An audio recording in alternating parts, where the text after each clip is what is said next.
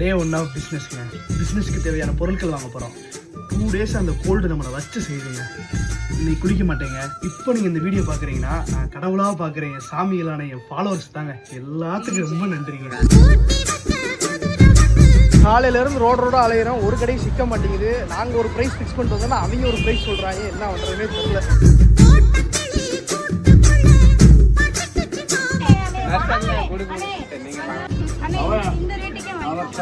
இந்த ரேட்டுக்கு வாங்கிக்கோங்க. என்னண்ணே 100 ரூபா.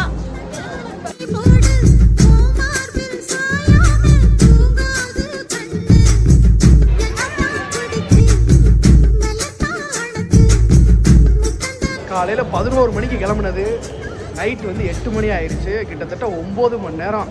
பாடிலாம் ட்ரெயின் ஏற்கனவே கோல்டு வேறு. ஒரு வழியாக ஒரு 70% ஷாப்பிங்கை முடிச்சாச்சு. இன்னும் ஒரு 30% இருக்குது.